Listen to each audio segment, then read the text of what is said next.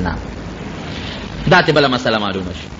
بهر کیف بادشاه لوی بادشاه چې دی خوب ولید، مشر بادشاه چې خوب یې ولید، خوب داسې و چې یو غټ دریاب دی. هغه دریاب اوچ، د هغې دریاب نه اوه غواګانې راووتې، سربې مضبوطې غواګانې، ورپسې اوه ټپې ټپې بېکاره چې تشه ډوکي و داسې غواګانې راووتې. خو چې راووتې نو د اوو غواګانو دا سربې غواګانې وخوړې. اوس عقل خو دا وایي چې مضبوطه غوا لګي شي او دا بله نه نه او غوا خو غوا نه خوري. نو دا اوه غواګانې دا ټپې ټپې رالې او دا سربې غواګانو باندې بس ورغړم کړی و. هغه سربې غواګانې وواړه، الواق تېرې کړی و، ویې خوړې. بل یې دا ولیدل چې اوه شنه وږي و د غنمو، ډېر اعلی مزېدار، او اوه اوچ زیړ وږي و. نو دا زیړ وږي د غنمو د دې شنو وږو نه تو شوي دي. لکه بعضې وخت کې که ستاسو خیال یې که نه، نو په دې اونو باندې یو زیړ غوندې شی لګېدلي، نري نري زیړ زیړ تارونه یې څه ورته وایي؟ منېشه ورته وایي. هغه زیړ زیړ څیزونه یي، نو هغه چې د دې شنې څانګې نه تو شي نو هغه بوټي اوچ کي، بنوشه هغه اوچ کي. نو دارنګې دا زیړ اوچ چې کوم وږي دي دا د شنو وږو نه تو شوي اوه. نو چې بادشاه دا خوب ولیده نو یو ته وایي د خوب تعبیر، ویرېده بادشاه هوښیار و، بل ته وایي د خوب تعبیر، بل ته وایي د خوب تعبیر، چا ته هم د خوب تعبیر نو معلوم. دا چې کوم ساقي دی هغه ته رایاد شو، اوهو زما یو اشنا دی په جیل کې، یوسف یې نوم دی، اخو د خوبونو ډېر زیات ماهر دی. بادشاه سلامت، زما یو اشنا دی او جیل کې پروت دی او بېګناه په جیل کې. ګوره اوه کاله پسې خبره را یاده شوه، الله ته یېره کړه خبره. دا یاد او یېره د چا په اختیار کې دي؟ د الله. بعضې وخت یو اهمه خبرې د انسان نه یېره شي، ښځې نه یېره شي، خاوند نه یېره شي، رور نه یېره شي، دوست نه انسان. نو اوه کاله ته یېر و. او چې دا خوب بادشاه بیان کړ نو ورته را یاد شو زما جي یو نږدې اشنا دی، ډېر ښه سړی دی او بېګناه صاحب په جیل کې پروت دی او د خوبونو تعبیر ډېر ماهر او اسیم ډېر نیک انسان دی، زبردست. او جي هغه له به لاړ شمه او د دې خوب ال به ورته ووایم او فوراً دله تعبیر در کوي. بادشاه وی ها نیک ولې دی؟ ګوره وی نیک انسان دی، ځکه یوسف علیه السلام به خلکو ته په جیل کې نصیحتونه کول. د دوه کسانو د ساقي او د طباخ چې ورته کله خپل خوب بیانو که نه، نو یوسف علیه السلام ورته څه وایي؟ وی ډوډۍ نه مخکې دل تعبیر در کوم، لا ډوډۍ به نه راغلې، خو یو خبر هم درته کوم. ګوره د خوب د تعبیر نه مخکې ورته څه وایي؟ وی هغه الله چې موږ او تاسې پیدا کړي یو، هغه الله ګورې شریک نه لري. زه په هغه دین یم چې کوم دین د ابراهیم علیه السلام او د یعقوب علیه السلام دی. دغه الله موږ سره ډېر لوی احسانات کړي دي، موږ سره ډېر انعامات کړي دي. او ګورې پام کوئ، زه د خلکو د دې دین د دې شرک نه بیزار یم، تاسو به هم شرک نه کوئ. د یو الله د توحید داعیان به جوړېږئ. هر ټایم د الله د یووالي او د رب العالمین د توحید هغه تبلیغ کو، په جیل کې جیل کې لګیا دي خپل تبلیغ کوي، خلکو ته د نیکۍ نصیحت کوي، د شرک نه او د کفر نه د خلکو زړه تورئ. نو دی وایي بادشاه ته چې ډېر نیک سړی دی، ډېر ښه سړی دی، ورته پته وه ځم جي د هغه نه د تعبیر وباسم. یې لړ شي راغی یوسف علیه السلام ته، ای زما یوسف وروره، ای دوسته، زه خو راغلی یم او یو خوب زمونږ بادشاه لیدلی او د هغه خوب تعبیر ورته وباسه. او جي که تعبیر دې ورته وویسته که نه، نو بادشاه ته به پته ولګي، نو تا به فوراً را خلاص کي. اوس که یوسف علیه السلام غوندې اوه کاله پس جیل کې تیر شو، نو که زما غوندې سړی وي ښه تا ته د اوه کاله پس زما خبره یاده شو اشنا، تا ته ما ویلو چې ما بادشاه ته یاد کا، نو تا زه بادشاه ته ګوره یاد نه کړم. اوه کاله مې مفتو کې جیل کې تیر کړل، د خدای نیکبخته تا د ما سفارش نه کو، ته خو د بادشاه ساقي وې. لیکن یوسف علیه السلام ته خو پته ولګی چې اسیم خو کار شوی دی، اړو ملامت یې نه کو، عفو یې ورته وکړه. دی ورته اړو نه وي چې نیکبخته اوه کاله پس رالی، دی ورته اړو نه وي چې تا ګوره بادشاه ته دا اړو یاد نه کړم، دی ورته اړو نه وي چې ستا اړو د خوب اړو جواب نه کومه، پرې چې غرق او تباه شی. ولې که یوسف علیه السلام په تعبیر دوی پوی نه کي، نو حقات راځي او ټول ملک تباه کېږي.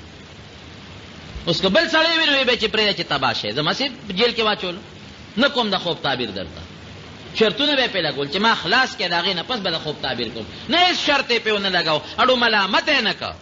دا د یوسف علیه السلام عفو درګذر، حالانکه په جیل کې غریب پروت دی، مفتو کې پروت دی. وی داسې کار دی بادشاه ته ووایه چې 7 کاله به ستاسو یو داسې دور در باندې راځي 7 کاله چې به د فراخ سالی دور وي 7 کاله به ستاسو رزقونه او ډوډۍ ګانې او غنمونه او څاروي به هم څاروي او ښه فراخه کال وي 7 کاله 7 کاله پس به قحط راځي مکمل قحط چې دا 7 کاله تاسو کوم جمع کړې ده او کوم غله او غنم هم سنبال کړي دي دا به په هغه 7 کاله قحط کې بالکل خلاص شي د هغې نه پس به در باندې بیا یو کال راځي ابه ډېر د بارانونو کالي مزېدار دا خو ستاسو د خوب تعبیر شو اوس به کوسه دی ورته الو نه وي زه لړ شه او بادشاه ته دې الو وایه او دې ځل دی ورته دا ونه وي چې ما ورته یاد کا هغه ته خو پته لګېدلې وه چې مخکې مې دا ټکې وي خو 7 کاله مې پکې تېر کړه اوس بیا ووایم غږ یې ونه ساقي راغی وی بادشاه سلامت هغه دا تعبیر وویستو یاره وی ورشه دا سړی راوباسې دا خو ډېر پوه انسان معلومېږي دا څوک دی راوباسې چا به دا سړی فورا راولې دنه زه اوس معلومات کوم چې دې سره به کوسه د 7 کاله چې قات راځي په مونږ باندې نو د 7 کاله غله چې مونږ وکړو نو دا غله خو هر کال غلغلت پیدا کېږي خلک یې خوري نو ټیک ده که ډېر فراخه کالم دی نو غله خو نه ټینګېږي چې 7 کاله مونږ بیا په سټورونو کې ساتو هغه زمانه کې دا سټورونه هم نو دا به 7 کاله په مونږ قات راځي دا به څه کوو ته ورشه دا لکه راول دی ورپسې په اس باندې سور شو جیل ته ور وځغلېد مبارک شه یوسف ولې بادشاه د جیل نه وباسي او داروغه ته اعلان وکړ چې یوسف علیه السلام ډېر په عزت باندې راوباسه او فوراً یې بری کا او ما ته حاضر کا وی بادشاه سلامت را لېږلې ما او داروغه ته اعلان هم دی ته بری شوې راځه بادشاه دې غواړي بادشاه ته مخامخ ودرېږې نو ستا د علم اظهار په بادشاه راغلی دی تا له ډېر لوی مقام او مرتبه درکوي یوسف علیه السلام ورته څه وایي نه جیل نه نوځي او تا چې وی چې ما بادشاه ته یاد کا او جیل نه نوځي وی نه که نه جیل نه نوځم لاول دې دا تحقیق بادشاه وکړي چې ښځې په حقه دي زلیخه په حقه ده او که زه په حقه یم زما په جامه داغ لګېدلی دی لاول به دا خبره فیصله کوو هسې نه چې سبا خلک په ما د بادشاه په دربار کې الزام لګوي چې د زلیخې ته خدا نه خواسته زما په جامه داغ رانه شي لاول به زما او د زلیخې معامله پاکوو او ښکاره به اعلان کېږي چې ګناه د یوسف او که ګناه زلیخې وه د هغې نه پس به د جیل نه وځم نبی کریم صلی الله علیه وسلم فرمایي وی رب العالمین دی یوسف علیه السلام سره ډېر احسان وکړي وی که د یوسف علیه السلام په جیل کې زه پروت وی او ماله دقسې سړی راغلی وی چې بادشاه دې غواړي نو زه به فورا د جیله وتلی وم خو یوسف علیه السلام ګورې د جیل نه نه وته او د خپلې مامینې لاول صفۍ راولي د هغې نه پس د جیل نه وځي دا نبي کریم صلی الله علیه وسلم فرمایي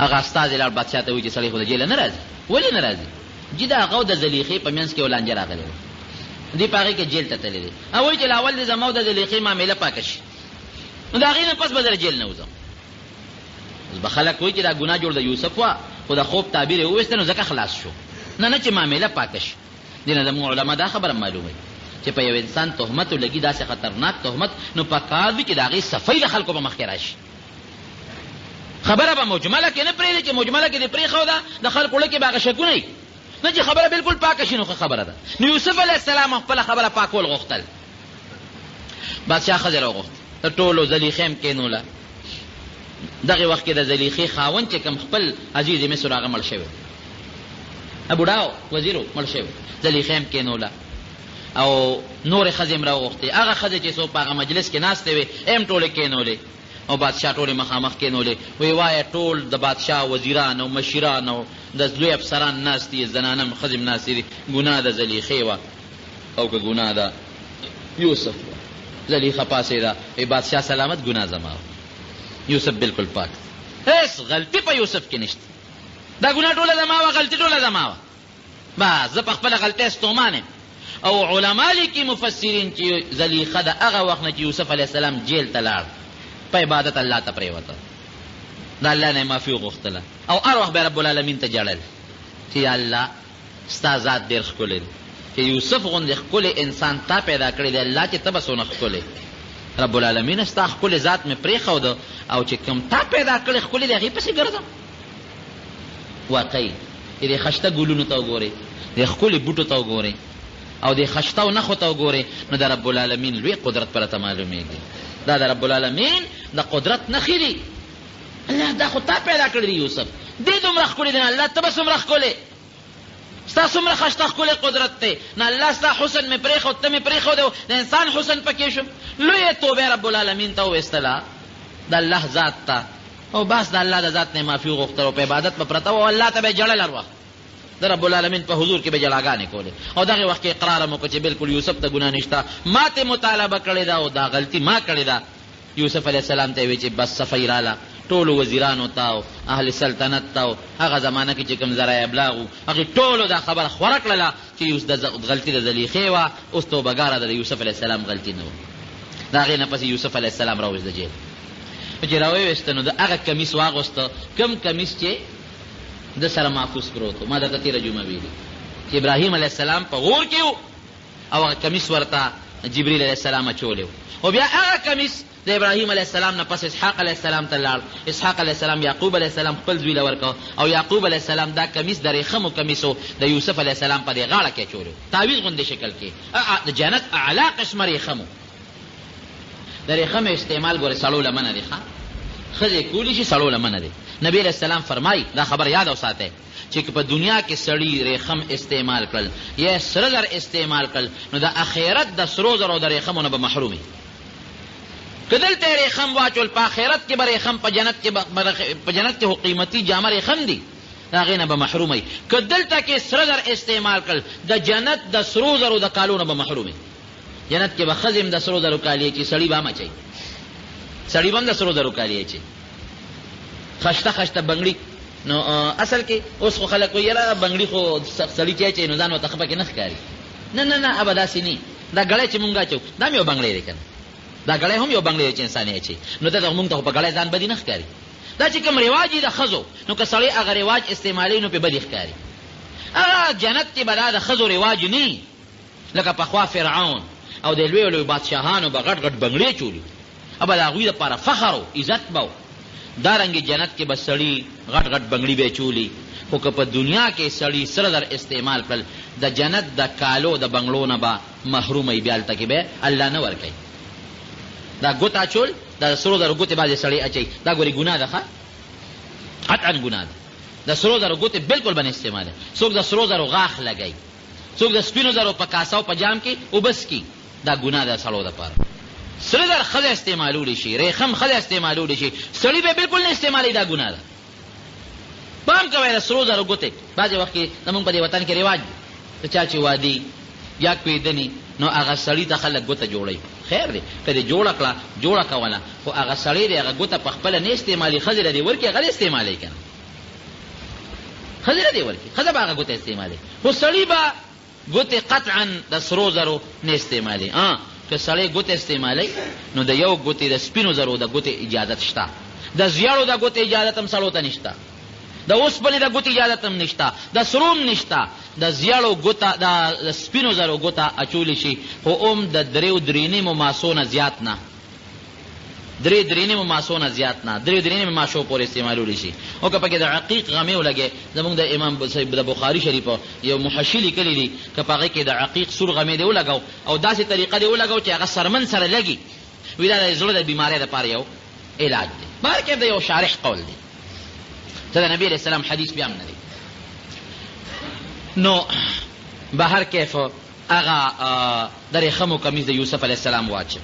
نو ګوره چې خشته یوسف هم خشته دی علیه السلام، او کمیس هم د ریخمو دی، بیا د جنت کمیس دی، هغه یې واچو. او مفسرین لیکي چې بادشاه ولې یو جوړه م ورولېږله چې دې خو جیلي د جیل جامې به وي، دا جوړه ورته واچوې، تاج یې ورولېږه دا ورته په سر کې، او خشته مزېدار ښکلې خوبصورته لباس او زیب و زینت یې برابر چې په اس باندې راغی د بادشاه دربار ته او ورننوت او بادشاه ورته وکتل، نو د هغه ورسره غیر اختیاري محبت او مینه پیدا شو. او دا لکه دا خو فرشته سیرت انسان دی، جیل کې دی غریب دونه موده تېره کړه او بېګناه جیل کې تېره کړه، د سره خو ډېر لوی ظلم شوی دی. او دومره قابله لږ چې د خوب تعبیر څومره مزېدار وباسي. راځه دلته کښېنه ما سره، ځان سره په تخت شاهي باندې کښېنه. بادشاه ته 7 ژبې یادوي، 7 اوس هم دې بادشاهانو ته زمونږ په نسبت لږې زیاتې ژبې یادوي، 7 ژبې ورته یادوي. نو چې ده به په کومه ژبه کې خبره کوله نو یوسف علیه السلام به ورسره په هغه ژبه کې جواب ورکوو، په بله ژبه کې هغه کې جواب ورکوو. یا لکه دا تاله دومره ژبې څنګه درځي، ته څوک یې؟ ټوله قصه یې ورته وکړه. صاحب زه داسې ماشوم یم او زه کشر یم، دلته مسافر یم، د غلامۍ ژوند مې تېر کړی دی، خو د یو لوی پیغمبر بچی یم چې د هغه نوم یعقوب علیه السلام دی. ما د هغه نه زده کړی دی. هغه یعقوب علیه السلام د یو بل لوی پیغمبر زوی دی چې د هغه اسحاق علیه السلام نوم دی. هغه اسحاق علیه السلام د یو بل پیغمبر زوی دی چې د هغه نوم ابراهیم علیه السلام دی. نسبا موږ د پیغمبرانو نسل یو. زه کوی کې غورځولی شوی یم، د کوی نه بیا راوتیم، د غلامۍ زندګي مې تېره کړه، بیا د وزیر کور ته الله را ورسولم، بیا د ګناه مطالبه رانه وشوه، هغې نه الله بچ کړم، بیا جیل ته پکې لاړم، اوس ستا مخکې دغه د حاضر ولاړ. دا ټولې ژبې ماله راځي. ښه زما د خوب تعبیر ویا خو مال صاحب ایسته دی، وی دې سره به کوو څه؟ دا راته یو الو ښایه چې دې سره به څه کوو چې دا 7 کاله بارانونه وشي او غلې زرغونې شي، نو دا خو به په هغه 7 کالو کې خلاص شي. 7 کاله چې کم قات راشي هغې سره به څه کوو؟ وی بادشاه سلامت زه به راته علاج وښیم. وایه سیل او ټول وزیران دي او مشیران ټول ناست دي. وی دا چل به وکړو چې 7 کاله خو د رب العالمین د طرف نه تا چې دا 7 سربیغ غواګانې ولیدلې او دا 7 شنه وږي دي ولیدل، د هغې خو دا تعبیر دی چې رب العالمین به ښه بارانونه کوي، سیلی به او دا ځمکه به دا ګیاګانې هم زرغونې کړي، دا غنم به هم زرغون کړي. نو غله چې څومره یي ابه مونږ په خپلو وږو کې ساتو. ګوره هغه زمانه کې خو دا دغه ونه دا سټورونه دا به مونږ په خپلو وږو کې ساتو. نو دا قاعده ده چې غله دې په خپلو وږو کې وساتله نو هغه خرابېږي نه. اوس خو خیر خلک نه کوي، خو پخوا چې به تخم له جوار کې ښودل نو د وږو نه به یې ګورې نه شو کوله. دا ده که نه حاجي صاحب؟ هغه به په هغه خپلو وږو کې او بیا په دې بڼو کې بند به اکثر د خلکو ساتل. اوس هم دا قاعده ده چې که غنم تا راواغېشتل او غنم په هغه خپلو وږو کې بند دي، تېراواله په وږو کې بند کا، هېڅ قسمه سپږی به وله نه راځي نه به وله چینجې راځي. یا وږي به پخوا ما ته یاد دي، وږي به یې راواغېشتل په ټوکر کې به یې بند کړل او په کوټه په سر به یې ولګول او د پاسه به یې پلې وکړ. داسې وکړه نو ته زمیندارو هغه خپلې قصې پرېښې دي او داروګانو ته مخ اچولې ده، نو ټول غنم او جوار ده، نو ټول سپږو چینجو واله. څه خو پکې زکات تاسو نه ورکوئ، زکات خو خدای دې نه په بل طرف وباسي. بیا هلکه وایي سپږو غنم او سپږی به نه زکات نه ورکوي، چینجو وال چینجي به نه وي چې زکات نه ورکوي.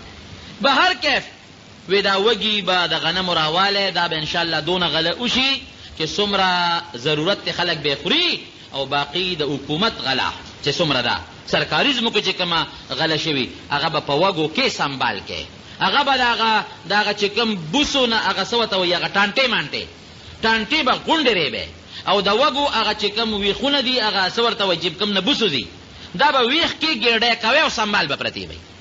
بس چې کوم د ضرورت مطابقي او استعمالو باقي پرتی چې 7 کاله کله قات راشي دغه وږي به بیا راجو او دغه غنمونه به بیا مونږه غوبلې کوو، نو بوس به څاروي خوري او غنم به انسانان خوري.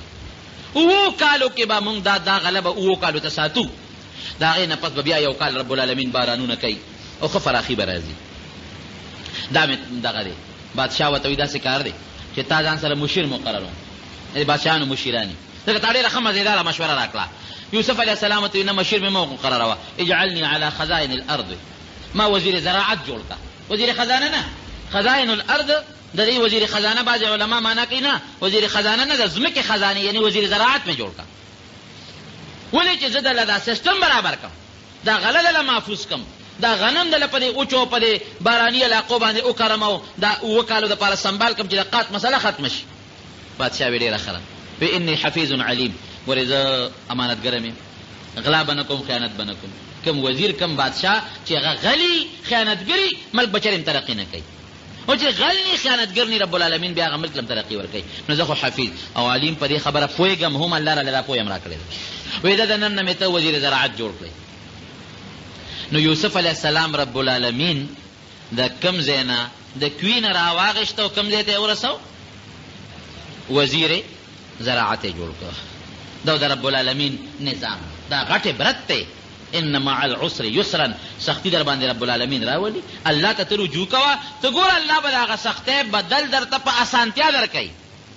نور به رب العالمین تعالی سهولت درکوي، اسانتیا به درکوي. بل دې نه دا عبرت دی چې په سختو کې به یو الله ته رجوع کوې، ګورې یو الله ته به رجوع کوې. او بل یعنې علما یو بله مسله معلوموي، هسې خو مشري غوښتل ګناه ده، نه به غواړي مشري به نه غواړي. خو که تا ته یو ځای کې پته ده چې اهل نشته، غیر اهل راځي، نو بیا په هغه وخت کې که یو سړی مشري غواړي نو جایز دي. لکه دلته کې یوسف علیه السلام ته پته وه چې دلته کې خو اهل نور څوک نشته. دا چې څومره وزیران دي دا غلبه رالي او د قات په زمانه کې بیا په ډېرو غټو غټو پیسو خرڅوي او په خلکو به قات راشي. اهل نشته، دوی په خپله مطالبه کوي چې خیر دی که ما وزیر زراعت جوړی نو ما جوړ.